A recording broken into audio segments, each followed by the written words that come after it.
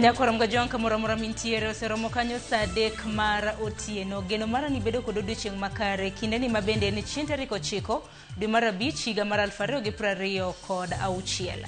Kamoramora mintiere harwaki omakene ni machiegni weche manyien magoimore mwabende waikoni otieno makawuono. Ka bende kodhi nyime e okang' mar 2 obiro bedo kwa mi chenro mano mar nyadhiwa. Chenro bende teo kod Simfros Okinda. Otieno makawuono ong'iyo nyadhi mano mar tedo. Kokamano magi emomiyo pek. Awinyo bet marach ma bur oimo ji 2 odiochieng' kachopo gutieno kuma achiel jok manyo temo konyogi bende nyo chako donjo e bugo mabugo ochako deyo. Wakwayo kony kaka wanyalo yudo kony mar mondo mi wayud kaka wanyalo golo jowagi burka. Entweyo gi lamo e gweng' ma Ogago e sub county ma Bondo. Ka chenro mar manyo ji 3 moting'o owete 2 malo oumo e kar kunyo mulano dhi mbele. We have done adequate deployment of uniformed and civilian plainclothes officers. We have enhanced surveillance, both foot, mobile and air operations. Obila mapacho ka olando rido arita kod lokruok mar wuoth e boma ma Nairobi. Motelo ne romo magalamoro mar rwako jotend pinje maromo 30. Romo machakore wuok tich mar juma manyien.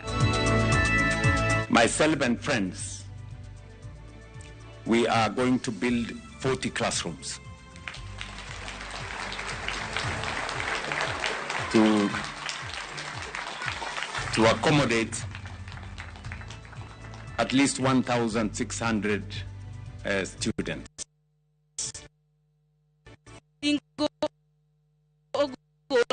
Mar gondo skundi ya wuoyi ma Maseno. E sama jopuonjore machon gi masani ne hingo higni 120 nyaka ne chake.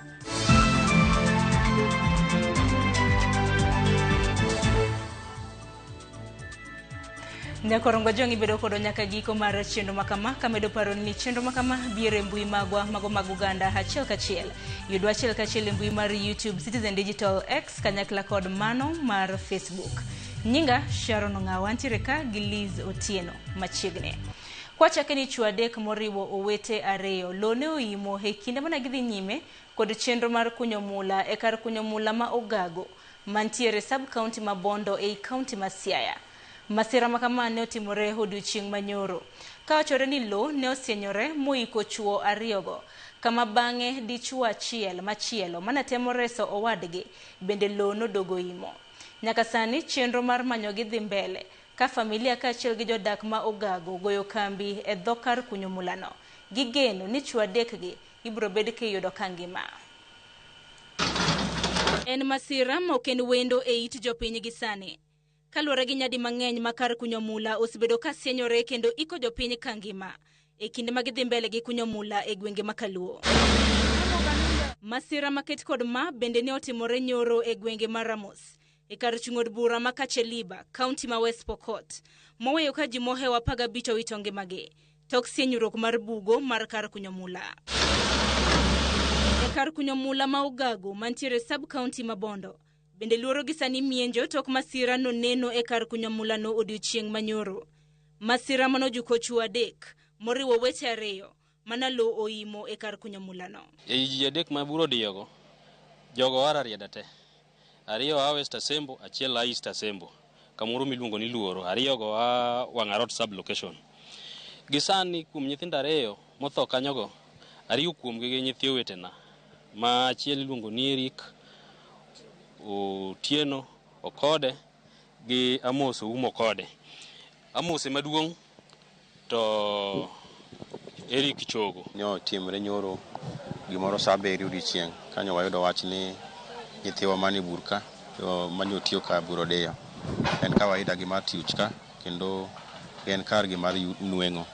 Koro kanyo chopo to hawinyo bet marach ma bur oimo ji 2 odiochieng' kachopo gutieno kuma achiel jok manyo temo konyogi bende nyo chako donjo e bugo mabugo ochako deyo. E kinde ma chenro mar manyo ji 3 go dhi nyime, familia magi gi jodak makono geno ni biro yudgi ka ngima. Sani koro ok wanyal gole gi lweto manyuol. Chuno ni nyaka tinga ma nyaka bi magole.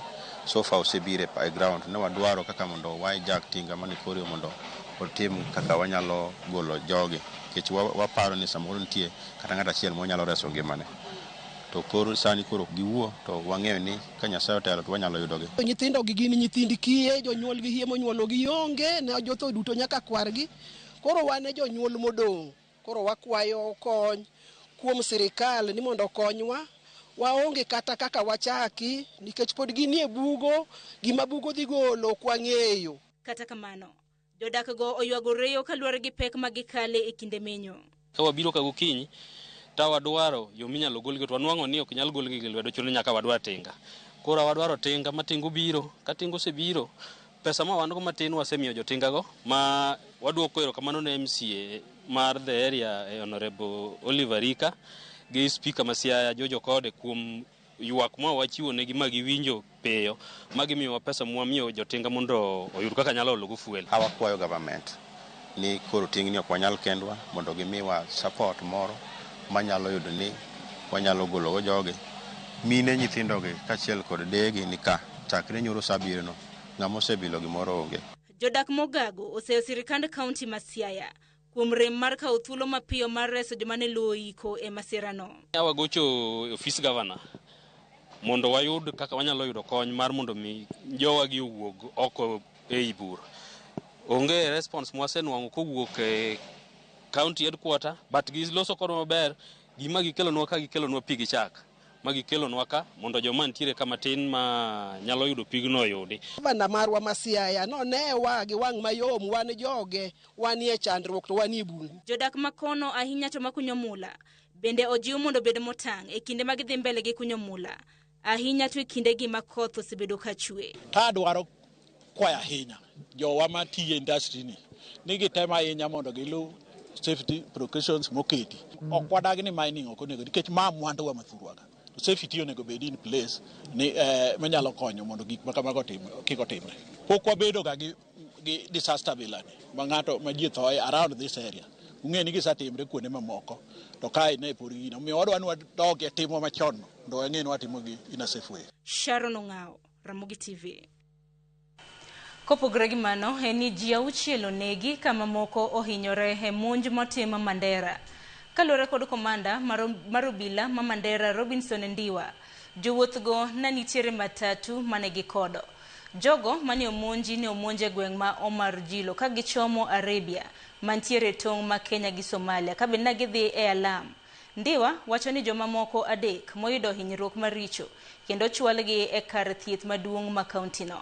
Joma moko adek mananie garino moting'o dereva ne otony kendo ne oringo monjo makamano.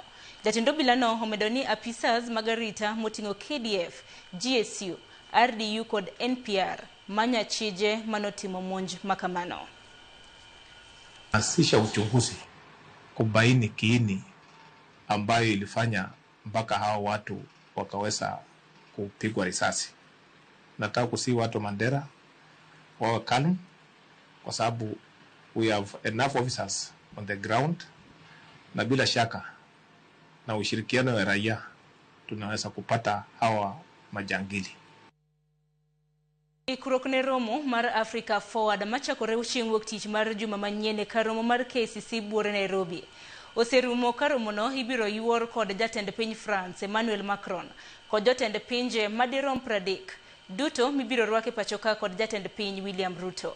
Bad migawo mar obila e boma ma Nairobi olandanga ni giseting'o malo chal mar arita e alwora mar kar romo mar KCC kendo nitiere peini ma ibiro din e odiochienge ariyo mag romono.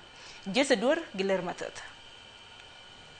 En romo mar odiochienge ariyo mabiro timore kar romo mar KICC bore Nairobi kochakore wuok tich tarik 11 dwe mar abich higani nyaka tarik 12 dwe mar abich higani. Jotend migepe Musalia Mudavadi, jatend migawo mar limbe Rebecca Miano kod jagoro mongirore e migawo mochung'ne tudruok kod pinje maoko Korir Sing'oei ochopo e kar romo mar KICC mar rango ute mopogore opogore ma ibiro bage romo mar Africa Forward juma manyien. Romo no ibiro yuor kod jatend piny France Emmanuel Macron kaachiel kod jotend pinje mamoko madirom 30 duto ma ibiro rwake pachoka kod jatend piny William Ruto. Mudavadi oyango ni Kenya oseikore makare mar rwako welogo duto. Kenya stands ready. Africa stands ready. Vibrant, resilient, and full of unstoppable promise.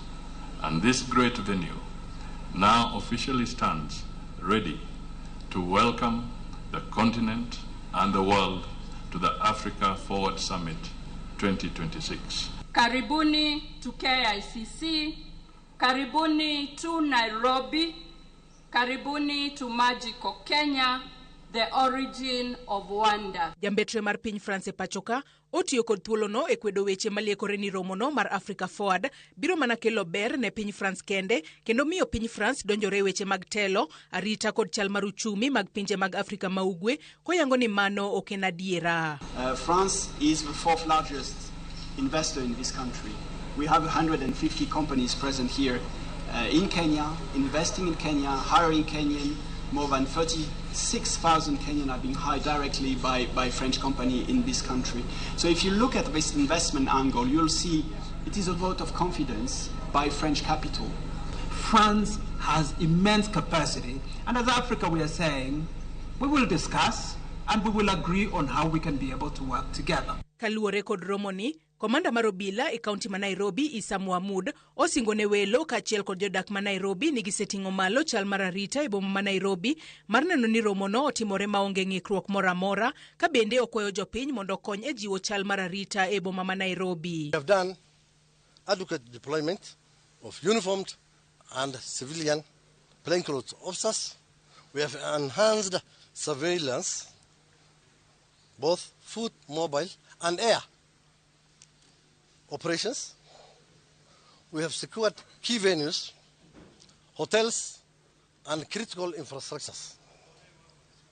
We have several units on standby, including KDF. Bende oyango ni nitiere apeyni moko ma ibiro dini odiochienge ariyo mag romono kokwayo jopiny mondo chan wuodhegi e chuny boma ma Nairobi e yo makare mondo kik giyudre kama rach. To facilitate secure movement of visiting heads of states, dignitaries and delegations, there will be temporary traffic disruptions along Mombasa Road, Thika Road, Limuru Road, Kiambu Road, as most of the VVIPs will be using those roads.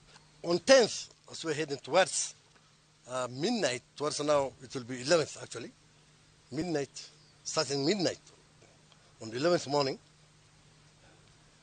the following roads will be closed for public use. City Hallway, Parliament Road, Harambee Avenue, Taifa Road. Romo mar Africa Forward Summit mabiro timore KICC bore Nairobi koro en ranyisi mar yaro tudruok mochwiny kendo makare e kind pinje mag Afrika kod piny France. Joyce Oduor, Ramogi TV, Nairobi. Skunde yawuoyi ma Maseno ohingo higni 120 nyaka ne ochakre e nyasi mar tipo manoyuore gi jotelo mag piny owacho kotelnegi kod jatend piny William Ruto kaachiel gi jopuonjre machon mago mag skulno. Skulno noyudo puoch gi pak kuom sigana mosendiko kata kamano dwaro noneno mar gundho chal mare e weche mag gedo ka bende tend piny owacho osingo biro konyo e loko chal mare. Millicent Adhiambo gi ler mathoth. And success, Your Excellency. Kani oloso e sach nyasino, gavana ma Kisumu, Ngire Peter Anyang' Nyong'o noparo ni oganda. Sigand Maseno School, chakre kani obiro gi jolandi jele mokwongo kata missionaries, ka olero ni skunno osegolo jotelo mideo moting'o nyaka wuon mare. In 1906, under an Oseno tree with just 6 students, reason to believe that perseverance shall indeed win through. Maseno strong. I would like to say that my own father attended this school from 1926 to 1928, and I owe him to him that I should join the team of people who will modernize Maseno as he would like. Jatend migao mar somo, Julius Migos Ogamba, korka kore, to ne opako Maseno kaka skund sekondar mapok ne obago ng'anyo igni go duto, ranyisi mar kit chia mare makare magimiyo jopuonjre mekgi. That is no small achievement that in its entire 120 years history, Maseno School has never recorded a single strike. Jatend jopuonjre e skundno to ne oyango rem mapod skundno ni godo kosiemo od timo nonro od somo mag mbui kod klese matindo makwan jopuonjre sani oheo. Wechegi nosir gi jopuonjre machon mag skundni mong'ere kaka alumni. Like many other institutions in the country, we also face a lot of challenges ranging from resource limitations to the need of expanded opportunities in technology and innovation. An endemic overcrowding in the facilities that our students and teachers work and live under. Classrooms, dorms, laboratories, playgrounds, meant for 1,500 learners are now being used by 2,800 learners. Kuom mano jopuonjre machon mag skundni oyango chenro magin godo mar neno ni gigero skundno kendo e rang'iny manyasani kaka yor tieko midhiero makamago. So what we've done is to start something completely new. We have a master plan for the redevelopment of this school anew, and ballpark figure is something like 2.5 billion shillings. Bende ne gikwayo piny owacho mondo okonygi e chopo kare lek makama mondo okony skundno bedo e ngas achiel gi lokruoge masani nitie e sekta mar somo ka jatend piny osingo konyogi e lekno. And as I leave the stage, I would just want to say to Your Excellency, please hold our hands as we embark on this journey to build Maseno for the next 120 years into the 22nd century. We are going to build 40 classrooms. Our Ministry of Housing is going to build a dormitory to accommodate 2,000 students. And then the Ministry of Education is going to build for you a multi-purpose hall. Ruto wacho ni piny owacho mare biro tiyo machiegni gi riwruog jopuonjre machon ma skundni, osiepe, migawo mar somo kod ute e kind jokanyo mamoko e bero Maseno School mondo omed timo maber. I will mobilize everybody I have said here to do their bit, and I will do my part with my friends. And then I am sure Joe and team will do theirs. Alafu tutakuwa na Maseno ambaye itatupeleka mbele. Maseno strong.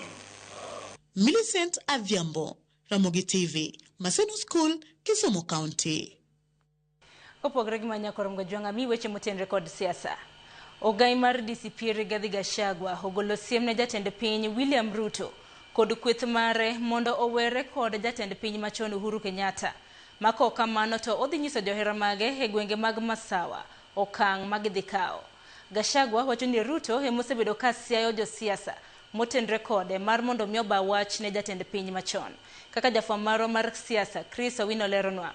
Gachagua bendo singo mar puonjo Ruto siasa e yiero madundo ma Ol Kalou michano tim dwe mar abiro mar higane.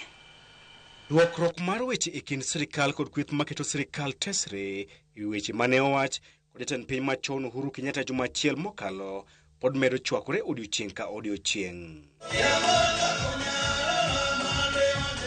Ogai ma DCP Rigathi Gachagua ogolo siem ne jatend piny William Ruto mondo nyis josiasa masire lwedo oweyanyo kata nyiso achaya jatend piny machon Uhuru Kenyatta. Wewe rais, wewe unatuma vijana akina Sudi, akina Cheriot kutukana Uhuru Kenyatta.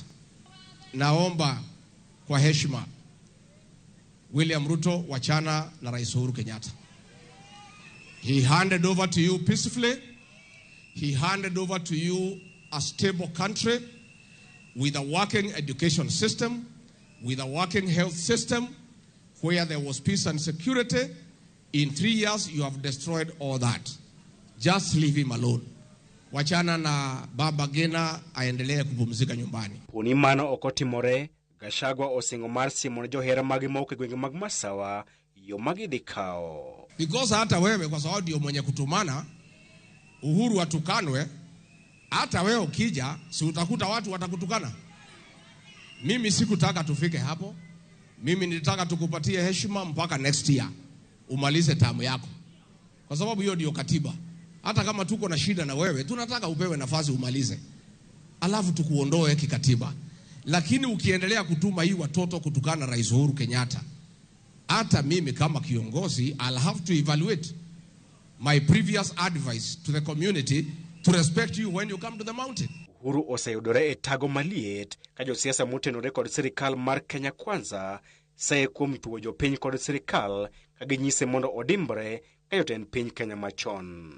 Nimeona huyu Duale akisema ati Uhuru wanasikia wivu ati ile kazi imefanywa.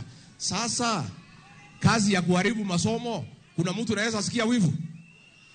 Mambo ya kuteka vijana ya Gen Z na kuwaua, unaweza sikia wivu?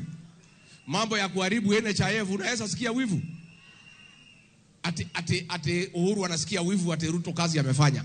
Kazi Ruto amefanya ni kuharibu Kenya. Unaweza sikia wivu namna gani kama mtu ameharibu Kenya? Mabiro bang Uhuru Kenyatta, nyiso sirikal mar Kenya Kwanza mondo ting' msalaba margi kuom rem chopo singo mane gimiyo oganda jo Kenya. Ka oloso e kinde sidho jadolo mar kanisa mar Akorino e gwenge mag Ruai kar chung' od bura ma Kasarani, Gachagua onyiso josiasa mag Masawa matiyo kod William Ruto ni bura margi oseng'adi, ka bende osingo manyiso Ruto siasa e yiero madundo ma Olkalau dwe mar 7 higani.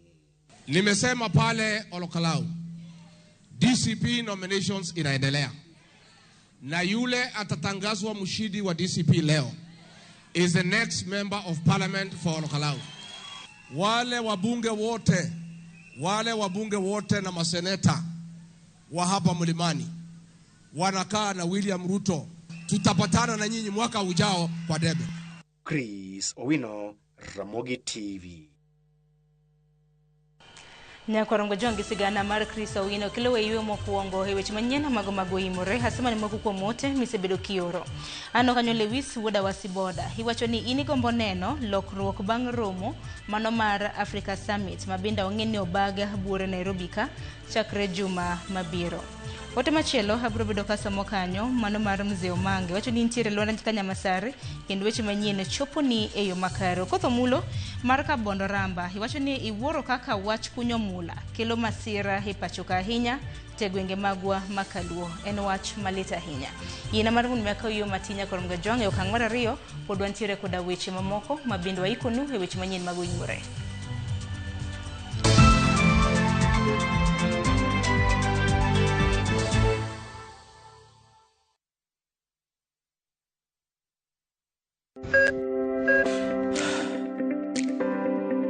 E chuny ogandawa, ngima mar del en mwandu maduong'ie moloyo. Mondo tekruok mar dend obed maber, ok gin ga gik matek. Gin gik miluongo ni lifestyle. Manyiso ga jotuo ni gigi ok gin gik minyiewo, gin gik mitimo. We bedo gi kiawa, kendo chak bedo gi ng'eyo. Nachako chemotherapy. Side effects nen, yier wi nyaka lwar, constipation, chandi seriously. Warwaki e penj laktar, ma en tudruok gi lakteche molony.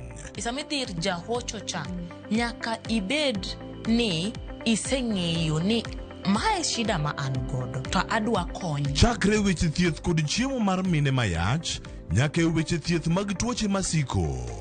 Wakelo od thieth e od dak. Tuo mar rheumatic heart disease ni landore sana e gwenge ma poverty ntiere. Riwri gi Ruth Otieno, wuok tich nyaka tich abich, saa 12 odhiambo.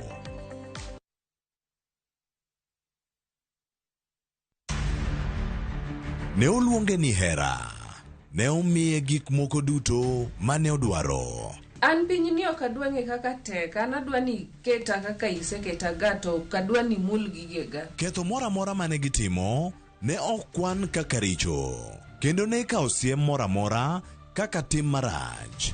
Kido mineno bedo godo ni, biro miyi shida mbele kaidi. Isiema. Nyako matin makinde moro ne orito, sani ene kama litne maduong'ie moloyo. Nyathino tamo wang'a. Adwaro ni mondo paso bi wuona kode olamne jochiende machandego mondo dhiyo. En sigana machuoyo chuny ewi bedo janyuol, sunga, koda rach mar bedo gi hera maonge tong'. Bing'ena janyuol. Kik mul nyanja ewi Nam Cinema, Jumapil, saa 2:15 otieno kod saa 4 otieno. Kik bai.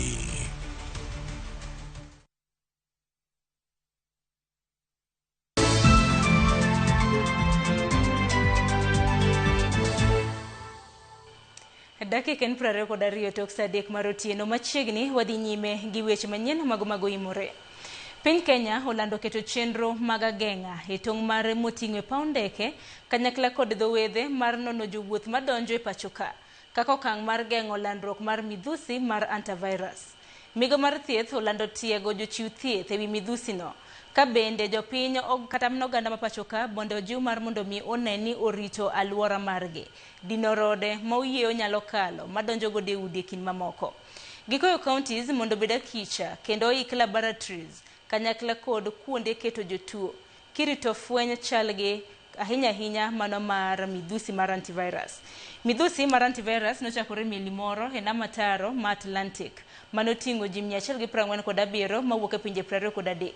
Riwruok mar thieth mar World Health Organization bendo nyiso pinje mondo beda kicha. Bado hatujaipata hapa Kenya. Lakini si unajua magonjwa haina boundaries. So sisi tumepeana advisory jana, tumesema tujikinge kwa hii magonjwa inatoka nje pia. Tumesema maintain high standards of personal and environmental hygiene. Tumesema kama ni panya ako kwako, make sure huyo panya umemuondoa. Sababu saa zingine ile mkojo ya huyo panya inaweza ikakojolea hata chakula usiku. Alafu asubuhi umechotea watoto ile chakula, amebeba kupeleka nini? Shule. Alafu anarudi ako na ugonjwa na labda haujui. Na kama umepatikana uko mgonjwa, tafadhali nenda hospitali.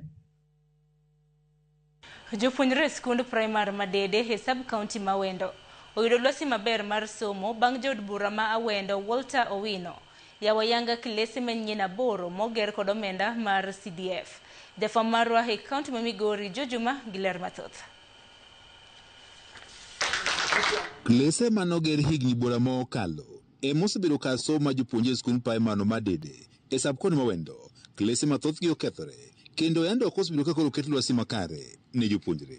Kaluwore kod gedo mag klese 8 manyien moger kod omenda mar aguch CDF ma Awendo, geno ko nitiere ni jopuonje mag skund primary Madede dhi bedo kod lwasi maber ma somo. Nyithindo ng'enye ka higa manyien bende ochako miye pesa, ochako ne kako chako olosonwa klas moro mondo konywa nyithindo matindo machandore. Jod bura ma Awendo Walter Owino mane wuoyi kinde mano yawayanga klese gi manyien e skund primary Madede ne wach ni pod gidhi nyime kod medo gero sikunde e kachumbel ma Awendo mangima mondo jopuonje koro bed kod lwasi makare mar somo. Mar chiwo ayanga classrooms 8 manyien mabeyo muneno toke kagi mane wachako gero ne jodede comprehensive last year. Ogergi maber, contractor tiyo tich maber, jogweng' bu tiyo tich maber kuom contractor support. Mae wagere kendo pesa ne ochul fully gi NGCDF. Pod oken kende mwayawe kapok abiro ka awan kamoro ni wawaga North Sakwa bende nye wagero negi admin blocks manyien bende asechiwo kuro to kendo mamoko bende nitie mwasetieko kendo madhi mbele moger gi NGCDF. So wadwoko erokamano ne minister ma wan go sani John Mbadi motelo ne pesa nikech nyaka nobed e treasury pesa mar CDF pok waywago. Komachielo jokanyo sekta mar somo moting'o jonyuol dwaro mondo koro piny owacho koro med keto omenda ne sekta mar somo mondo dwok piny ting' mapek jonyuol koro pod nitiere godo. Education mosebed kiketo education okoromo kabisa gi needs madwarore gi gik monego bed ni timo education sector.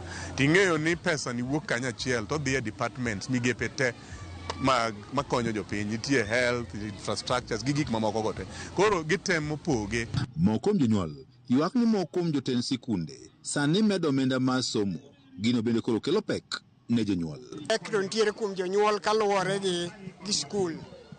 Nitie odiochieng' kodiochieng' midwaro pesa skul to kang'eyo ni government paro nade mondo mi ginyal golo ne jonyuol pek ma jonyuol nigo.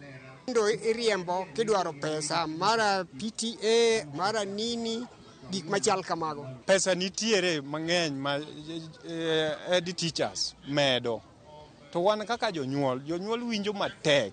Nikech iyudo ka janyuol nigi nyithinde junior school, janyuol nigi nyathi e ECD, janyuol achiel nigi nyathi e secondary senior school, tiyudo ka pesa kiny ka kiny ioro gi pesa ni mondo gidog dala, nyithindo dhi okel pesa.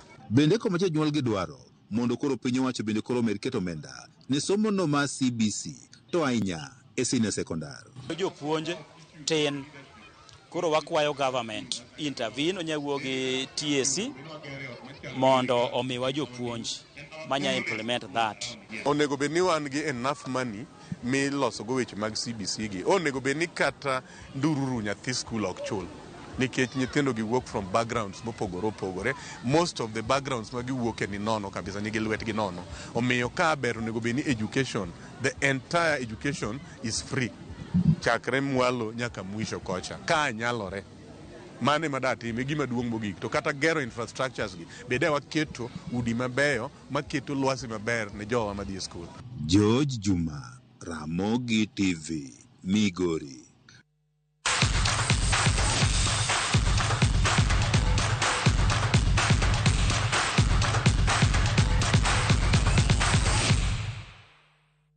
Tim mar Junior Starlets orido ikruok margi motelo ne tukgi mar manyo thuolo mano mar tuke mag adhula mag piny mangima mago mag jotugo ma hikgi ok oingo 17. Tugo mag biro tugo e kindgi kod Uganda Tin Cranes. Kocha margi Mildred Cheche odong' kod jotugo manoyiero manoloyo Namibia 3-0 kuom achiel e tielo mokadho. Timno ne odonje kambi chieng' tich abich mar jumani e gwenge mago mag Kasarani Annex ka moko kuom jotugo mogwel riwre kod kambino oting'o Florence Mboya, Daisy Adongo, Jael Nanjala, Grace Wangari, Martha Musimbi, Rochel Faith kod Hadija Furaha. Tielo mokwongo ibiro tugo chieng' tarik 22 dweni e pap ma Fuafa e piny Uganda, ka tielo mar ariyo ibiro tugi dweni e alap ma Nyayo Bura Nairobi.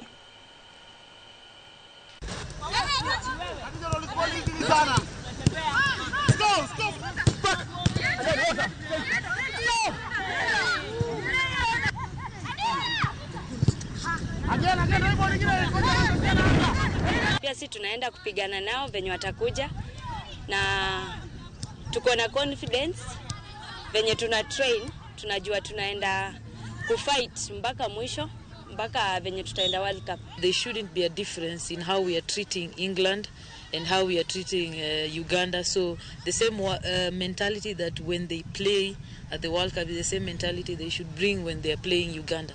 So the same energy, the same creativity is what we are looking for the rest of the matches.